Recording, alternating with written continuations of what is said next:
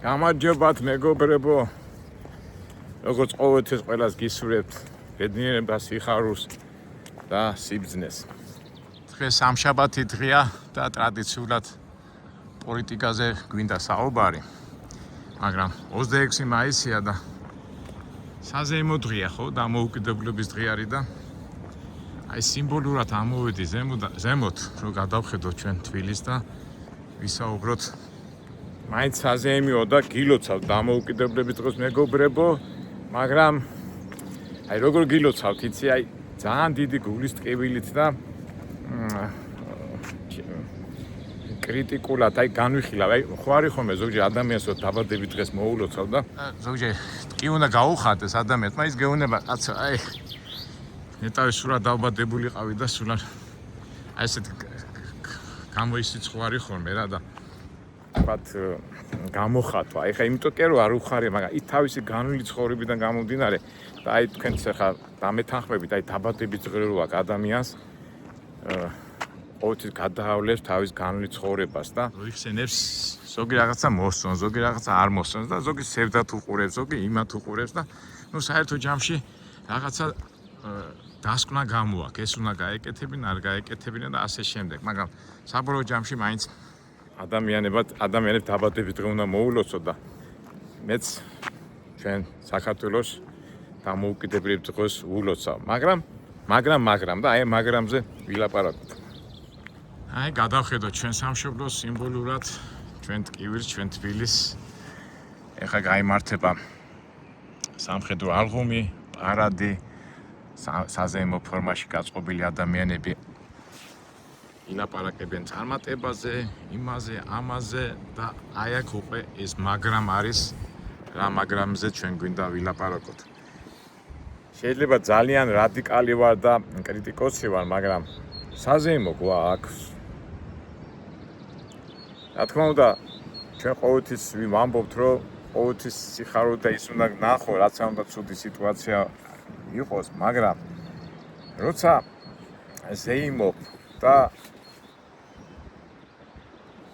სანახაობრივ და შოუს ელემენტებს აკეთებ, მე მგონი არ არის სწორი. თვითონ შოუ რას ნიშნავს? რომ ესე იგი რაც არის, თქვათ, რაც არის იმას, რომ აფეტიშებ და აზეიმებ და გონია რომ სასწაულია და ამ დროს არ არის სასწაული, უბრალოდ ეს არის შოუ. მე იმას არ ვიძახე, რომ არ აღნიშნოთ სიტყვით არ მოულოცეთ, პატარა ხო შეიძლება მორიდებულად, რაც შეგიძლია, როგორც შეგიძლია და აი შოუს ელემენტებია და აი ეს არ ვიცი ხა ეხლა მე ზოგი მეტყვის ეს სოფლიოში მიღებული წესია, მაგრამ მე მგონია რომ მაგარი კუდაბზიკობაა, მაგალითად თუ არა გაქვს შემოსავალი სიტყვაზე რა, რაღაც პრობლემები გაქვს, რაღაცები გაწუხებს და შენ აჩვენებ თავს, რომ აი ძალიან მაგარია და კარგად ცხოვრობ და ჰიმბა. ნუ ფინანსებს დაუკავშირე, იმიტომ ჩვენ ფინანსებზე ბევრს ვილაპარაკებთ დღეს და ამ ხელა ფულის ჩადება, ჯერ მარტო მომზადებას, ამ პარადის მომზადებას ხალხი გაამწარეს, ამდენი ზესაცობები ხო რამდენია და ამდენი ფულის ჩადება, ამდენი ის რომ რამაზად გამოიყურო და რაღაცა ის ნახევარი საათით გაიაროს იმ ჯარმა თუ სამხედრო იმან და ამით აჩვენო რომ ძალიან მაგრა ხარ. ამ დროს რომ დავფიქრდეთ სულაც არა ვარ, მაგრამ ამ მომენტში იგრძნობა სიყალბე, რომელიც სამწუხაროდ არა მარტო ჩვენ ქვეყანაში, საქართველოში, არამედ მთელ მსოფლიოში ეს სიყალბე და ეს სიცრუე რაღაც ზეიმად გადაახვთ. ალბათ იქნება მგზნებარე სიტყვები, მგზნებარე და აიქაც კრიტიკოს სიტყვები და იქიდან გამომდინარე იქნება ბევრი ტყუილი. არ ვიცი, შეიძლება მე ვცდები, მაგრამ უფლება ხომ აქვს ჩემი აზრი ვთქვა და აზრი, რომელიც ჩემი აზრით ლოგიკაზე დამყარებულია, შემეცნებაზე, ანალიზზე და მაგრამ ამის უფლება მე მაქვს. მაქვს და ყველას აქვს უფლება იმ ფარგლებში, რასაც ქვია ზომიერება, ნორმალიზაცია და არა გიჟური გარემოებაში. დღეს აღნიშნავთ დამოუკიდებლობის დღეს. და რა მაგარია, არა, მაგრამ ძალაუნებრივად მახსენდება საქართველოს ისტორია, აი წეღანაც რო დავიწყეთ დაბადებით დღით, ხო, და კაცო დაბადებით დღე აქვს მის წარსულს გაიხსენებ და აი დღესაც ასე ვთქვათ საქართველოს დამოუკიდებლობაზე რო საუბრობ, გახსენდება ისტორია და პარადოქსია, აი რო შეხედოთ ახლა ისტორიას, ну ასე თუ ისე საქართველოს როგორც ასეთი ცნობარი 3000 წელი არსებობს, ხო? და ამ 3000 წლის განმავლობაში აი რასაც ქვია დამოუკიდებელი, აი პარადოქს ვამბობ, ამას მეცნიერებიც ალბათ დამერწმუნება და ვინც ისტორია იცის, ამ 3000 წლის განმავლობაში ერთად რო შეკრიფო, ერთად დამოუკიდებელი იყო 350 წელი. სიტყვაზე ფარნავაზის დროს, დავით მახტან გორგასალის დროს იქ 10 წელი, 20 წელი, აღმაშენებელიდან ის პერიოდი 100 წელი, გიორგი წყინვალიდან საერთო ჯამში რო შეკრიფო დამოუკიდებელი, აი 300 წელზე მეტი არ იქნება რა. და რა პარადოქსია და რამდენჯერ მიფიქრია, რატო? აი სულ გამიანალიზებია რა, რატო აი ჩვენ ისტორია ხო ვომოვთ, სულ ვიძახით რომ აი ირანელებმა დაგიყვეს, არაბებმა დაგიყვეს, სულ ხეშ გვიშლიდნენ, იმას გვიშლიდნენ, ამას გვიშლიდნენ. კი, რა თქმა უნდა, გვიშლიდნენ და ეს მიზეზიც არის ერთ-ერთი ძირითადი მიზეზი, მაგრამ მე მაინც უფრო სულ სხვა რაღაცას ხედავ ამ რომ დამოუკიდებლობას ვერ ვინარჩუნებდით.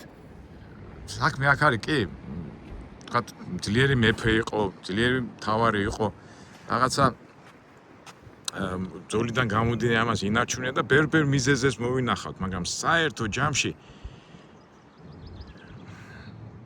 ვერ ვინარჩუნებდით დამოუკიდებლობას და მეც ახლა ჩემებურად ეს გავაკავშირე და ამ კავშირზე მინდა საუბარი.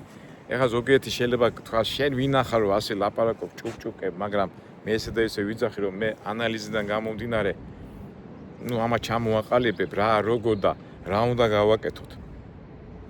ეხლა ჩვენ როგორ არის ზოგადად აი ტელევიზორ ჩართავ, რაღაც პოლიტიკოსი გამოდის, ის გამოდის და სულ აკრიტიკებენ, აი მან ცუდი გააკეთა, ეს ცუდი გააკეთა და რო ეკითხები მომავალს, ქვეყნის მომავალი როგორ წარმოგიდგენია და რო უსმენ და ისეთი შთაბეჭდილება მრჩება, მე ყოველ შემთხვევაში არ ვიცი, მე შეიძლება ვწდები რომ სადღეძელოებით გელაპარაკება. ნაჯობია, კაი სადღეძელოს, კაი ემოციურ ლექს, ემოციებზე დამყარებულ შეგრძნებებს, მაგრამ ეს არ კმარა. პირიქით, სადღეძელოები და კაი ლექსები დადებითად მუხტავენ და რაღაცნაირად ემოცია მოგდის, მაგრამ დღევანდელ რეალობაში შეხედეთ, გინება, ლანძღვა, შეურაცხყოფა, ვინ უფრო მაგრა სიტყვაში გამოგიჭეს, ვინ უფრო მაგრად გამოგრანძღავს, ვინ უფრო მაგრა იყვირებს, ვინ უფრო მაგრა დაგჩხავლებს, ის ითვლება ქვეყნის გადამჩენად და გამოდივართ პარადოქსში. მე არ მახსოვს, აი ნებისმიერ ჩართე, აი რომელიმე შემეცნებითი გადაცემა იყოს, ან ეკონომიკაზე, ან პოლიტიკურ სიტუაციაზე, ან სულ რაღაცა ვიღაცამ რაღაცა თქვა, არისტოტელემ თქვა, იმან თქვა, ამან თქვა, Facebook-ზე ან YouTube-ზე დადებს ვიღაცის ას, იმიტომ ვა რაჭკვიანი. მე რას აკეთებ? არაფერი, ისე უბრუნდება იმ კრიტიკას თუ რა ქვია გინებას, ლანძღვას და ერთი და იგივე წრეზე ვტრიალებთ. მე პარადოქსია. აი თქვენ მთელი ყურადღება მიდის ამ გინებაზე და ლანძღვაზე და თუ ადამიანი ლაპარაკობს თემაზე და არ იგინება და არ ილანძღება, თუმცა გზას ვერ გეუნება, უკვე ადარი, ეს რა კაი კაცია, მაგრამ იმ ძირითადს არ გეუნება ისიც. ესე იგი, რას უნდა შვიდად, დალაგებულად, წყნარად ლაპარაკო? კი, რა თქმა უნდა, ასეც უნდა იყოს. მაგრამ იდეა არ აქვს, აზრი არ აქვს, სისტემა არ აქვს. ვიღაცას ემსახურებიან, ვიღაცას და ის ძირითადი მამოძრავებელი ძალა, რომ ქვეყანა წინ წავიდეს, რაღაცა წავიდეს, არ არის. ესე იგი, ისევ და ისევ ეს სიცარიელი იგრძნობა. კი, არ იგინება, არ ილანძღება, ცუდ სიტყვებს არ ამბობს, მაგრამ ის ძირითადი აზრი და არსი, რა უნდა გააკეთოს ქვეყანამ, ეს არ იგრძნობა. ეხლა ამაზე მე ცოტა ისეთი ამაზე მე გავშიფავ, ეხლა რისი თქმა მინდა. ცოტა გასაგები რო იყოს, საკითხს მიუდგები ასე. არის ვიწრო ხედვა და არის ფართო ხედვა. ვიწრო ხედვა ეს ძალიან მარტივია, ჩვენ ვიწრო ხედვა ასე ვთქვათ, ვიწრო ცნობები ჩვენი იქიდან გამომდინარე მოქმედებ ჩვენ გარშემო, ფართო ხედვას უნდა ცოდნა, იდეა, აზრი, სისტემა და მოქმედება. ვიწრო იმით რო ხედავ, კი ეხლა ვიწრო ეხლა რაღაცა ჩემი პრობლემა მაქვს ის ძალიან ვიწროა, მაგრამ ჩემი ვიწრო ხედვის ადამიანი სახელმწიფოს მართველი და სახელმწიფოს როგორ ვთქვათ სათავეში არ უნდა იყოს, იმიტომ რომ სახელმწიფოს სათავეში რომ მოდის ადამიანი, ის უნდა აზროვნდეს ფართო ხედვით, ფართო ცნებებით, მაგრამ რა ხდება? ის ადამიანი ვინც ხდება სათავეში, ეძლევა ქვეყნის მართვის საშუალება, ის ვიწრო ხედვით ხელმძღვანელობს ყველაფერს. ისევ ისტორიაში დაუბრუნდები.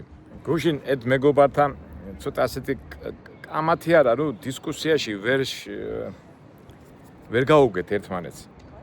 და ალბათ ახლა მეც ვიტყვი რას, აი რატო. ესე იგი დემოკრატიაზე ჩამოვარდა ლაპარაკი და აი ვინც ისტორია იცის და საერთოდ აი დემოკრატია რა არის, რომ დემოკრატია ხალხის მმართველობა.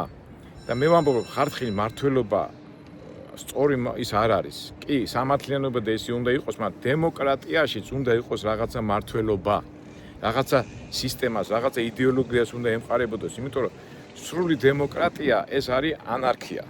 აი ამ თემაზე წავიდა ჩვენ შორის საუბარი და ეხლა ეს ცოტა დიდი თემაა, ახლა შეიძლება ასე მოკლედ ვერ ვთქვა, მაგრამ მე ვთქვი, რომ ისტორიას ხალხი არ ქმნის. აი ამაზე ცოტა შემეეწინაო. ისტორიას ქმნიან პიროვნებები. აი ჩემი მეგობარი ამბობს, არა, ის პიროვნება უნდა აირჩიოს, როგორ ხო არის ასეთი გამონათქვამი, რა ხალხის არის, ის მთავრობა მოდის. კი, მაგარი გამონათქვამია, მაგრამ იცით როგორია? აი მაგას ცოტა ჩაწლომა უნდა. აი პირადად ახლა მე წინა იმებში მგახსოვთ, აი ამერიკა ხო დემოკრატიული ქვეყანად ითვლება და მაგალითად არის, ხო? სოფლიოში ახლა ამერიკას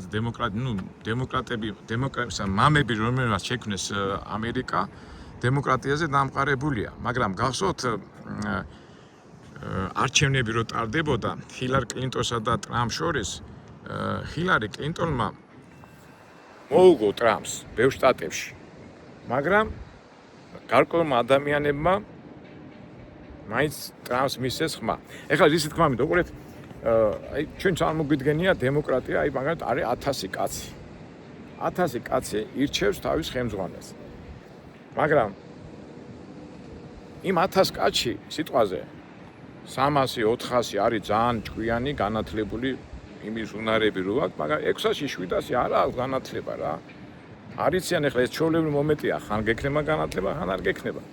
მაგრამ გადამწყვეტ მომენტში ის 600-800 კაცი წვიტავს ამ 300 კაცის 300 კაცს არ უნდა თქვა აირჩიოს ეს ადამიანი და 700-მა აირჩია.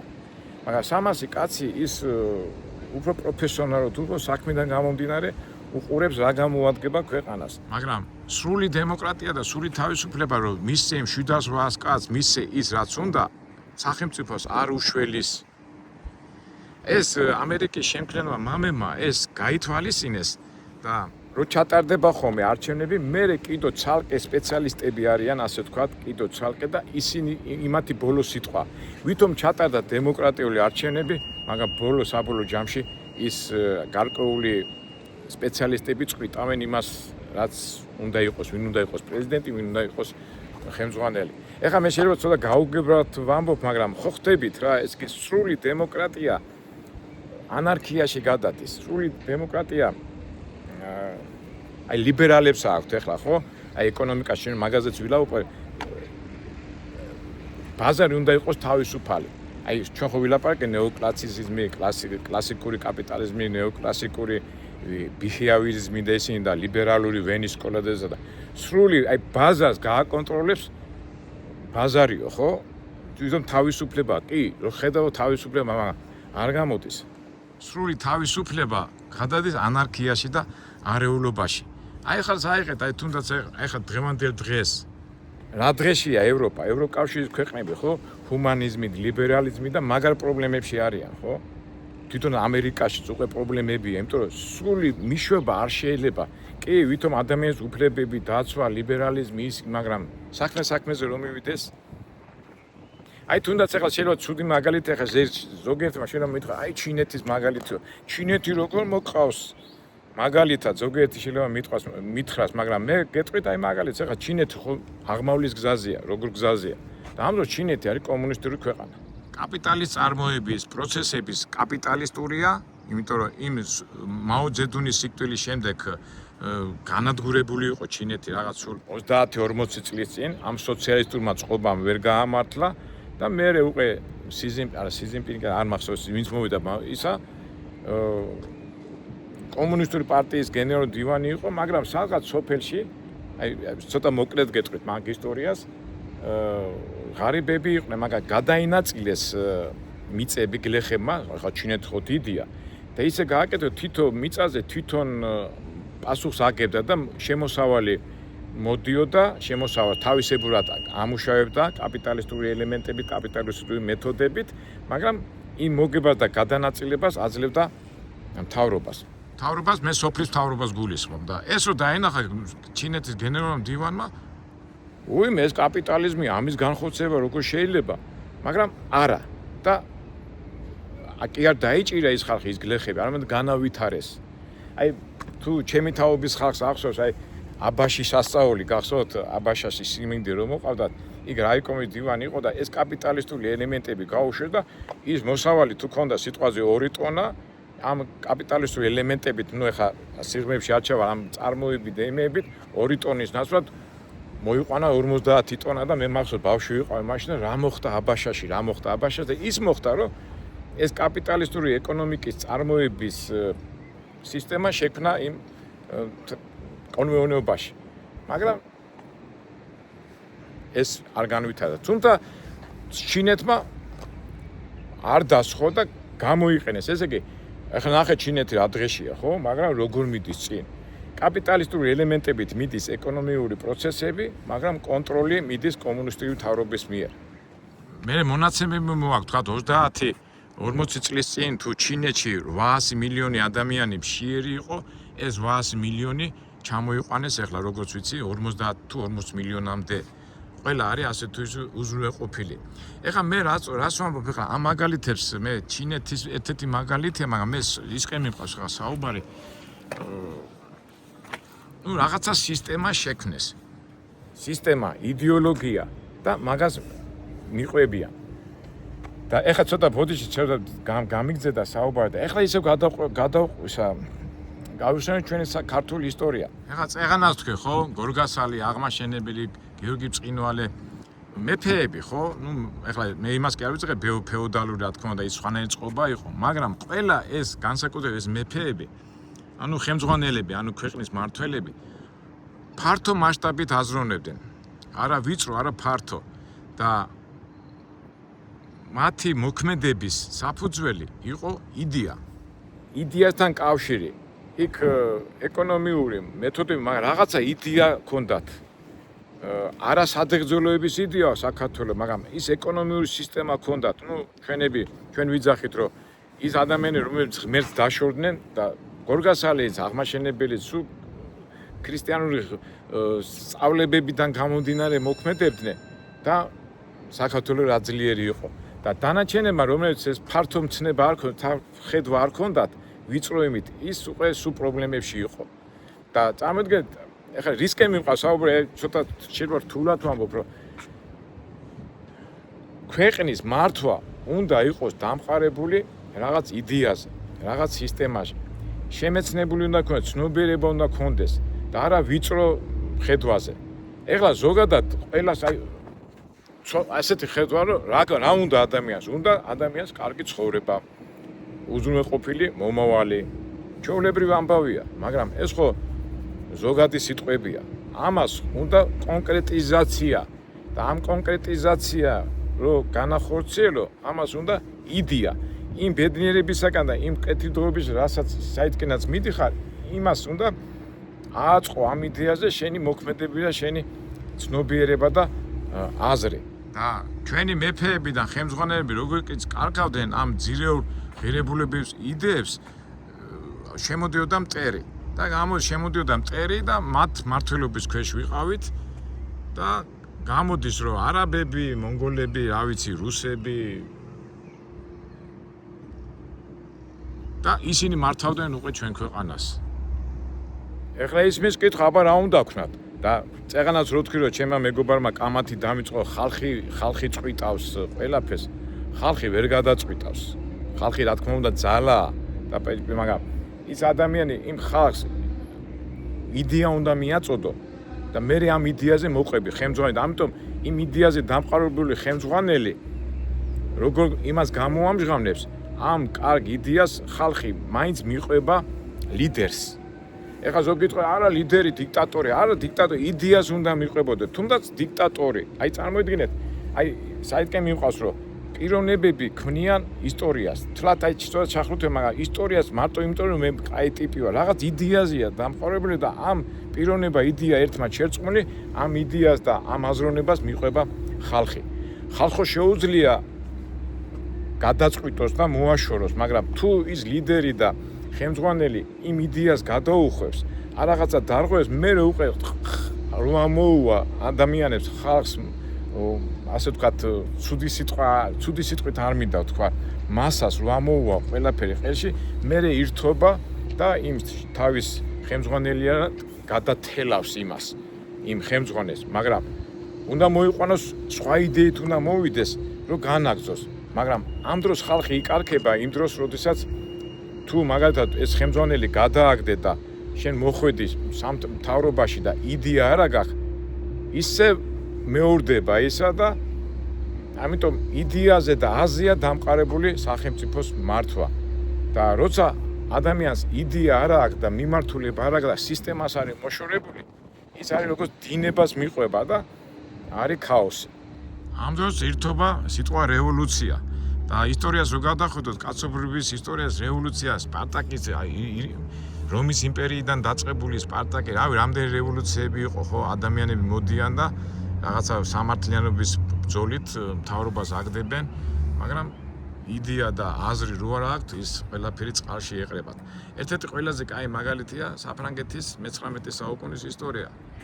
19 ხო, 18-19. რამდენი რევოლუციები, რამდენი გადატრიალებები იყო. ხან რობესპიერი მოდიოდა, ხან იაკობინელები, ხან ნაპოლეონი, ხან რესპუბლიკა, მგონი 5 თუ 6 რესპუბლიკა და ვერ მივიდნენ, იმიტომ რომ ხალხი გამოვარდებოდა, დაანგრევდნენ, გადააგრევდნენ ყველაფერს და მე რა უნდა გააკეთონ და სად არის იდეა, სად არის? ამაშობაში ახლა რა თქმა უნდა კაცობრიობა ფიქრობს კომუნიზმის იდეა, ფაშისტური იდეა, ლიბერალიზმი, ნაციონალიზმი, სოციალიზმი და აი ეს ბრძოლა მიდის, მაგრამ ეს თუ არა გაქვს, კაცობრიობა მაინც ცხოვრობს, ადამიანები მაინც ცხოვრობენ და ელემენტარულ მოთხოვნებს მაინც იკმაყოფილებენ. რა თქმა უნდა, უკვე ახლა ადამიანი რო ცხოვრობს, გინდა კაი ცხოვრება და მიდის ესეთი დუღილი გადატრიალება, გადმოტრიალება და თითქოს წინ მიდიხარ, თითქოს უკან მიდიხარ, მაგრამ საერთო ჯამში არის ასე რომ ვთქვათ, ორომტრიალი და მოდის თაობები 20-30 წელი, მე მოდის სხვა, მე მიდის სხვა, მე მოდის ეკი და ესე ასე ტრიალებს ეს კაცობრიობა. მაგრამ ჩვენ ახლა როგორც მორწმუნე ადამიანები, ჩვენი ამ ორომტრიალში ახლა ადამიანი თვითონ წვიტავს, როგორი სისტემა რა, ეკონომიური წყობა რა ის გააკეთოს, ეს გასაგებია, მაგრამ სამწუხაროდ უკვე მორწმუნე ვისაც უკვე ღმერთი ავიწყდება და ღმერთის კანონები იქ ხო საერთოდ არის ქაოსი და აბლაბუდობა და 1000 რაღაცები. და დაუბრუნდეთ ისე ჩვენ საქართველოს და ჩვენ ისტორიას რო გადავხედოთ, ახლა ჩემი აზრია პირადი და ალბათ მგონი სწორსაც ვამბობ, აი საქართველო იყოს სულ აი ამ ძიებაში და 3000 წლის განმავლობაში 300 წელი თუ ვიყავი დამოუკიდებლები. და რის იმის აი ხა შეიძლება ცუდ რაღაცას ვამბობ და თითქოს არაფერი არ შეცვლილა ჩვენ ქვეყანაში. აი ესე გრძელდება და მე მეშინია რომ ისევ ეს დამოუკიდებლობა რაც ახლა გვაქვს, ასე თუ ცუდად თუ კარგად არ დავკარგოთ და ვიღაცა ისევ არ შემოვიდეს და ვიღაცი ჭკუაზე არ ვიაროთ არაბის, რუსის, აი თუნდაც ეხლა აი დამოუკიდებლობას ითხოვენ, დამოუკიდებლობას და ევროკავშირი გვიშველის, ბიჭო, რატო გიშველის ევროკავშირი? აი გამაგებინე, შენ იმის ჭკუაზე რატო უნდა როდესაც შენ თვითონ გაქვს შენი ეს ჭკუა ახლა, ხო? ან ზოგი იძახის ის გვიშველის, ეს გვიშველის. აი მაგაშია მთელი უბედურება, ადამიანები ვიღაცის იმედზე არია. და ამ 3000 წლის განმავლობაში სამწუხაროდ ეთყობა ქართველებს ეს მაინც ჩაგვიждდა და ვიღაცის იმედზე ხარ. თუნდაც ახლა მაგათი გავიხსენოთ ილია ჭავჭავაძე რო ამბობს გზავრის წერილში ჩვენი თავი ჩვენ უნდა გვეკუთვნოდეს და მაშინ რამდენი მოწინააღმდეგე გამოუშვდა სოციალისტები, კომუნისტები იქამდე მივიდნენ რომ აი ესეთი ადამიანი რომელიც თავის ქართულ იდეას აწვებოდა 1907 წელს სადამდე მიიყვანეს და აი რისი თქმა მინდა იცი აი ილია ჭავჭავაძე გამახსენდა წარმოიდგინეთ რას აბრალებდნენ რომ გლეხებს წყალსო პარავდაო ისა არაძლევდაო და აი კოტე მახარაძეს ქონდა სპექტაკლი და ილია ჭავჭავაძის აი წარმოიდგინე რამხელა მოღვაწე იყო სულ მაგას იზრდა ქართული იდეა მაგრამ ერის მოღალატედ გამოიყვანეს და იმდენად გააწვალა ქართულმა რომ ხო იყო ეხლა მან თავისი მამული ქონდა და მეურნეობა მისი მოსამსახურე მოურავი და ისინი ქართველები არ ყავდა ქართველებს არ ენდობოდა აი წარმოიდგინე ერის მამა რომელიც ამას ამბობდა აი იქამდე მიიყვანეს ეს ადამიანი და რა არ დააბრალეს რა და როგორ რას არ აბრალებდა და როგორ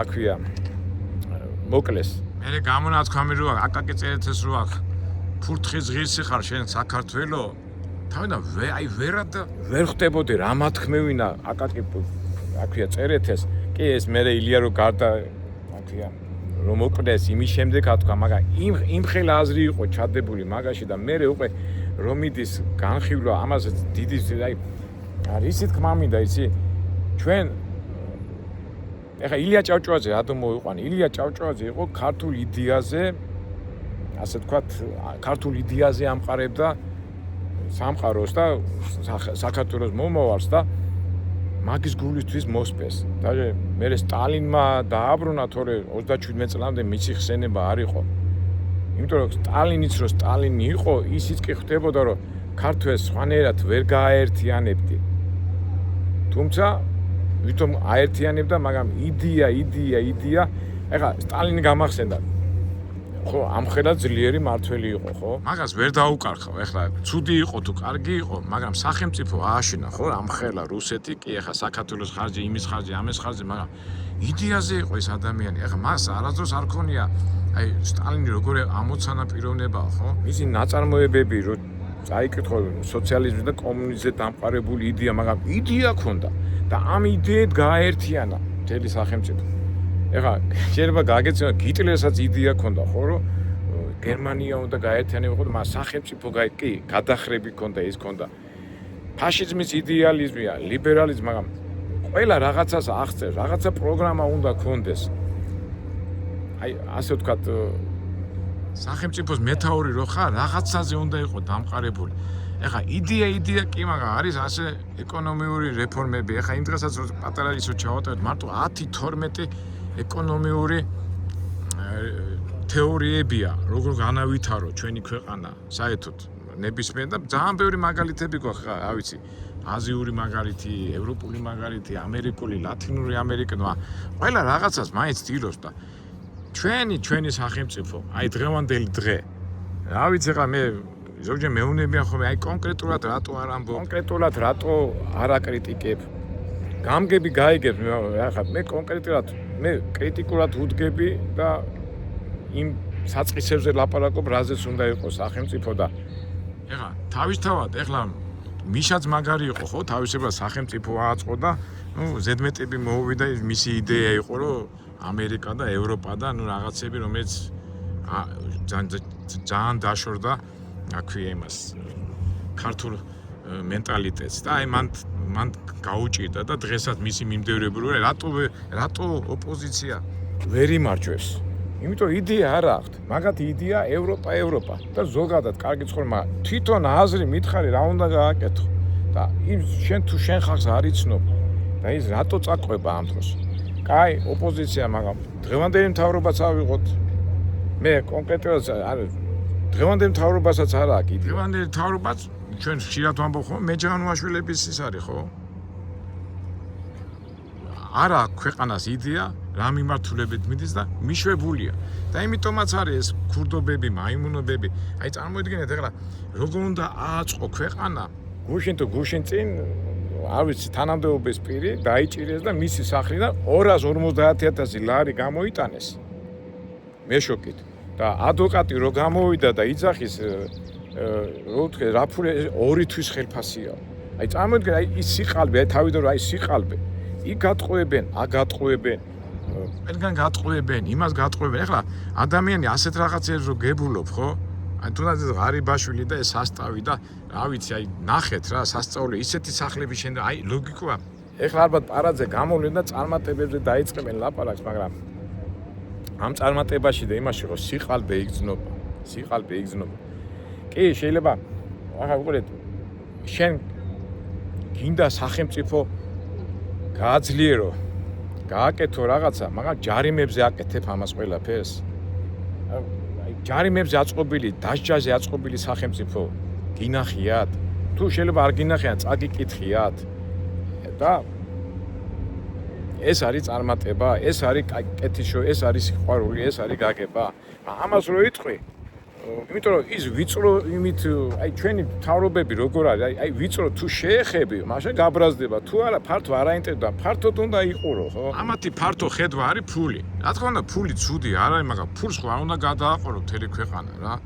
აი თუნდაც აი კორპუსების ამბავი რო აიღო, იმდენი კორპუსები შენდება, იმდენი კორპუსები საქართველოს რა ვიცი ამდენი მოსახლე არა ნახევარად საქართველოს გაცრილია და ვის აძლევ ამ კორპუსებს ეს და ეს არის რომ ახან გაყიდი შენ ამ კორპუსს ის რაღაცა მოპარული ფულით ამ კორპუსებში აბანდე ფულ და მე ყიდი და ვინ მოდის იმ ქართველი კაცის ნაცვლად ვიღაცა უცხოელი ხო სად არის ის ქართული იდეა ქართული აზრი ქართული სიყვარული არის სუფრებზე სამხედროები და იმის იქით არ მიდიოდა და იმიტომ ვიძახი რომ დღევანდელი საქართველოს არის მეჯღანუაში აი წინ ხავს რომ ეძახი მეჯღანუაში ძალიან მაგარი ფულის კეთებელი იყო მაგრამ აზრი არ ქონდა ხო მარტო ფულის კეთებელი იყო და რა ვიცი მარტო ფულის კეთებელი საზოგადოებაა საქართველოს რო კითხო მორწმუნეები და ეკლესიებში დადიან და სად არის სიყვარული სად არის ურთიერთთანაგზნობა ეხა იმან გამაგიჟა კაცო იტყვეს ეხა ხო პრობლემაა ეხა თბილისში საცობები და მთელი ამბები და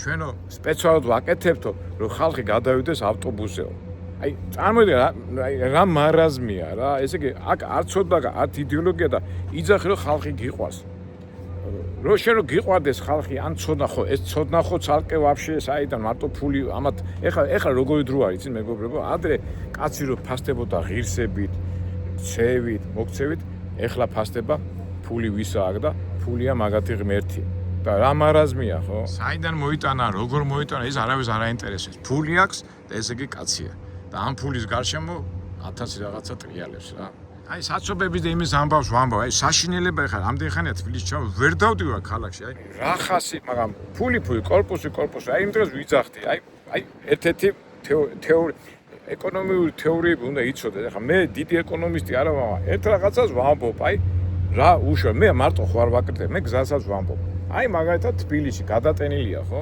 იმ დროს ორხევში ვიყავი საცობში მოხდი ეს სოფლელები ჩამოვიდნენ და გადაიტენენ ქალაქიო ბიჭო იმ სოფლეს იმ რაიონებს ჭამას არ უნდა სამსახური არ უნდა რატო იძახით მაგას ხო ეს ხო არ შეიძლება მოდის და მუშაობს მე ასეთ რაღაცას გეუბნები კაცო ეს თბილისი რო არის ასეთი თავკომბალა ადამიანი მუშაობს რომელიღაც საამქროში ან შპალერის საამქროში ან რაღაც კინების საამქროში და არის გამფერი ხო ის საამქროს ფლობელი ხო იხდის რაღაც გადასახადს მთავრობას ხო უხდის სიტყვაზე 30-25% დაუწიეს უთხარი აი 25 არ გამოგართმევ 15%-ს ოღონდ წადი რაიონში წადი იქითკენ არ წავა თვითონ არ წავა და ის საამქრო რო წავა თვითონ რაიონში და პროვინციაში იქ ის ხალხი ხო დასაქმდება და ხო არ წამოვა აქეთ რატო არ აკეთებთ ამას აი ეს არის სიყვარული. მაგრამ იმიტომ რომ აქ თბილისში ფურსი შოვიდა მართ კორპუსს ააშენებ და იმ კორპუსში არაბი და სხვა ჯიშის ხალხი რო ჩამოგისახდება და ხვალ ზეგრო დემოგრაფიული პრობლემა გექნება, ამაზე არ ფიქრობ, არა, ფული ხო ვიშო, მეჯღანუაშვილი და რო ვიძახი მეჯღანუაშვილები ხართ მეთქი, ამაზე წინთ. აი ხლა ეს გავიხსენოთ ეს ბავშვები რო ყავს, რა ქვია, დიოშენის დაავადების და მშობლები გამოცვიდნენ გარეთ, ხო? გამოცვიდნენ გარეთ და თხოვენ მთავრობას. ესე იგი, მაგით მე დავინტერესდით, მაგრამ მთავრობა ეძახის, რომ ეს წამალი არ არის ნებადართული და ჩვენ ამას არ გავცეთ და რაღაცეებს იგონებენ, მაგრამ ვიო, მშობელია, დედა, მამა, გამწარებულია. იმდენი ვერ მოგიფიქრებია, ფული არ აქვს, ხო გაიძახიან, ფულების მეტი რა. ელემენტარულად ეხლა დღესო პარადი ჩატარდება. აი ფულზე რო ვილაპარაკოთ, უბრალოდ ეს ფული მიეცი, მაგრამ ფულზე ხო არ არის ლაპარაკი. იმ მშობელს გამოამჟღავნე სიყვარული, გამოამჟღავნე რაღაცა თანაცნობა, დაელაპარაკე, რაღაცა მე იმას გავზე დაამშვიდე, რაღაცა გზა გამონახე და შენ გამოყავს ეს ხალხი, მშობლები გამოდიან და გამწარებულები ჩვენ უყურებთ ტელევიზორში რა გამწარებია. ეს არის, მაგრამ არა, ის ფულია მისთვის თავარი, ვიღაცა და ვიღაცის ჭკუაზე რო დადიხარ. ის რო იდეაზე იყოს, ქართულ ჯიგრობაზე, კაი, ქართულ ხასიათობაზე, იდეოლოგიაზე, ისტორიაზე. აი, შეიძლება ცოტა ცუდა გამომივიდა, მაგრამ ეს არის რა. როცა ქვეყანაში არ არის იდეოლოგია, როცა არ არის რატო უნდა იყო? რა არის შენი ღირებულება, რა არის შენი ფასი? რატო იამაყო რომ შენ ქართველი ხარ და ჩვენ ხო ვამაყობთ ჩვენი ქართული წარსულით, ომებით, იმეებით, ამეებით, ხო მოვიდა ჩვენი ქვეყანა აქამდე და უკვე იქამდე მიდის დრო, რომ სიტყვა ქართველიც უკვე დამაკნინებელია და ამდენი ხალხი გასული ემიგრაციაში არ ვიცი რა, ძალიან ბევრი რაღაცები და ისევ საწყის უბრუნდები მე მეგობრებო, რომ ეხლა შეიძლება მე აი კონკრეტულად რატო არა ვიბჭო, კონკრეტულად მე შემიძლია ეხლა შეურაცხყოფა მივაყენო და ლანძღო და გინდა მიშა, გინდა ივანიშვილი რა, ეს რა, მე ვამბობ, რომ ქვეყანას უნდა კონდეს იდეა, სისტემა, ცუდია თუ კარგია, ეს გააერთიანებს და ეს ყველაფერი არის სახელმწიფოებრივი აზროვნება. ფართო ცნება, სახელმწიფოებრივი აზროვნება და არა ვიწრო ცნება და სამწუხაროდ აი ვიწრო ხედვის, ვიწრო ცნობიერების ადამიანები უწევთ ამ მთავრობაში ყოფნას და მე იმას გავიძახე რევოლუცია მოხდეს, ის მოხდეს, რა თქმა უნდა, არც რევოლუცია მოხდეს, არც ისა, მაგრამ ჩვენ უნდა ვილაპარაკოთ, ვისაუბროთ და თავის დროზე არჩევნები რომ მოვა, უნდა თქვა ჩვენი ხმა და მე ხშირად მithქვია, რომ უფალი რას გვასწავლებს, ყველაფერს აქვს თავისი დრო რომ მოვა, ჩვენ უნდა ვიყოთ მომზადებულები. ეს ადვილი არ არის საუბრები, ლაპარაკები. აი ხა თუნდაც ეხა დღეს შეიძლება ამ ვიდეოს შემდეგ შერასაკეთებ, ბიჭო, მე რა შემიძლია იმას ვაკეთებ, მე ამას ვამბობ, მე იმას მე მაგარი ვარ და ასე და ესე, მაგრამ ხო ფიქრობ, ეს სამშობლო ხო შენია. ამ სამშობლოში შენ ხო ტრიალებ და ისევ და ისევ ამ დამოუკიდებლობას უკავშირებ და შეიძლება ცოტა აღელვებურად ლაპარაკობ, ცოტა იმათ ლაპარაკობ, მაგრამ ჩემი სიყვარული და გაგებით ლაპარაკობ და რა შემიძლია, აი ეს შემიძლია და აგერ მე მაქვს ეს საშუალება, მერთმა მომცა და აგერ YouTube-ის საშუალებით ჩემ ტკივილს ვიძახი და რა არის ჩემი ტკივარი? ქვეყანა უნდა იყოს იდეოლოგიაზე დამყარებული, სისტემაზე დამყარებული და ხალხიც წაყვება.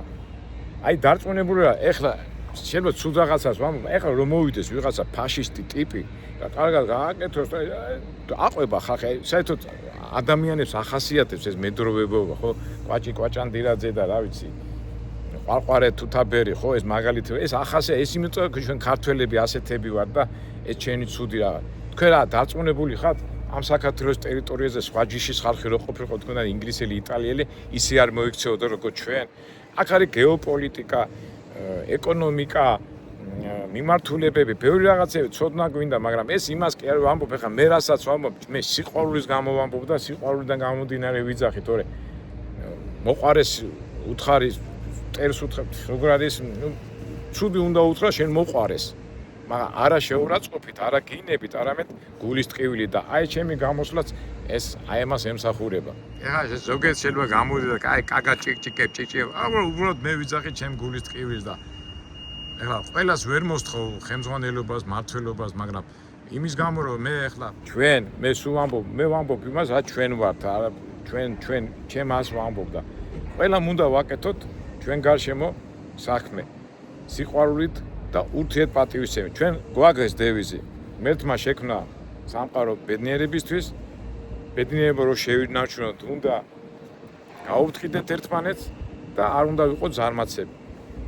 გაუფრთხილდეთ ერთმანეთს, რომ ყველა ადამიანს აქვს თავისი აზრი, თავისი შეხედულება, თავისი განათლება, თავისი თეორია. და იმის გამო რომ ის ასე ფიქრობდა, მე ასე ვფიქრობ და ვიქნები მტერი, ეს არის მარაზმი. და უნდა გაუფრთხილდეთ, მოусმინოთ ერთმანეთს და ვიმოქმედოთ. მაგრამ მოქმედებას ხელს უშლის სიზარმაცე. აი ეს სიზარმაცეც უნდა გადავლახოთ და რა ვიცი, მით უმეტეს მერტი გვეუბნება როგორი გზით ვიაროთ, მაგრამ სამწუხაროდ ადამიანები ისევ და ისევ სიზარმაცის გამო არ ფიქრობენ და არ აკეთებენ იმას, რაც ლამაზია, რაც საჭიროა და როგორც არის. კარგით, მეგობრებო, ცოტა უცბად ბევრ საქმეებში ვარ დარბივა და ეს საქმე ეს რო არ მეთქვა, არ გამოვა რა.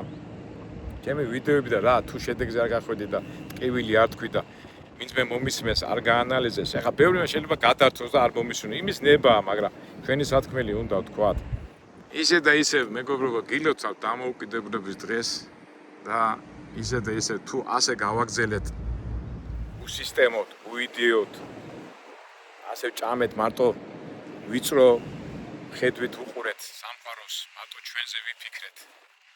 ეხლა ნებისმიერი რო გააჩვერო ქართველი პატრიოტი გადაგივლის, მაგრამ რაღაც ფართო იმაზე რო ვილაპარაკო, ჩემი საქმე არ არის, მე მაქვს ჩემი საქმე. აი ესაა მთელი ამბავი. და უპასუხოთ. საქართველო არ დაიღუპება, საქართველო ყოველთვის იქნება. მოსახლეობა ყოველთვის იქნება, უბრალოდ დამოუკიდებლები არ ვიქნებით. და ეს 3000 წლის განმავლობაში რაც საქართველო აი ესე გაგრძელდება და ჩვენ ხო გვინდა დამოუკიდებლობა და ჩვენი თავი ჩვენ გვეკუთვნოდეს. როგორ ამბობდა ილია ჭავჭავაძე, ჩვენი თავი ჩვენ უნდა გვეკუთვნოდესო. გლეხის პირით რო ლაპარაკობს. არ გავიაზრებთ ამას და არ გახდება ჩვენი თავი, ჩვენ არ გვეკუთვნოდეს, ჩვენ ამ შვენიერ ლამას სამყაროს დავკარგავთ, მაგრამ არავითარ შემთხვევაში ომით, ჭუბით, უაზრო მოქმედებებით, სიბზნე, რომელიც ჩვენ ხალხში არის და უბრალოდ ცოტა ამოწევა უნდა. და მე დარწმუნებული ვარ, რომ ღმერთი არ მიგვატოვებს, სადაც ამ 3000 წლის განმავლობაში ქართული გენი, ქართული ხასიათი, ბოლოს ქართული სახელმწიფო არ ქონია ბეჭი, მაგრამ არ გავნადგურდებით, იმიტომ რომ ღმერთ ჩვენ უყვართ და ისიც ვიცით, რომ ჩვენ რო ღმერთთან ვიქნებით, მის ცნებებს შევასრულებთ, ისი წესებით ვიცხოვრებთ და უბრალოდ შეცდომის უფლება გინდა არ გინდა ადამიანს მოსდის, რაღაცას რო აკეთებს, რაღაცას რო მოქმედებს, გინდა არ გინდა ხდება შეცდომები, მაგრამ თავარი არსი, რასაც ქვია უფლის ცნობიერება, აზროვნება არ დაგვეკარქოს და თხოვოთ, როგორც სოლომონმა თხოვა, უფალი რო გამოიცხა და რა გინდაო და მარტო სიბზნე მომეციო და ჩვენ ერს სიბზნე არ დაკლებოდეს, პირიქით მოსულიყოს და გაგვემჟღავნებინოს ნებისმიერ წვრილმა ფართო თუ ნებისმიერ საქმეში. ისე და ისე გილოცავთ დამოუკიდებლობას და უფალი იყოს ჩვენთან. დაგემშვიდობებით, ყველას გისურვებთ ბედნიერებას, სიხარულს და თქვენთან ერთად მეც მომსწორდეს სიბზნე და სულ სიბზნეში ყოფილიყავით. საქართველო გაიმარჯვებს. შევხვდებით მომავალ იმედია საინტერესო ვიდეოებში.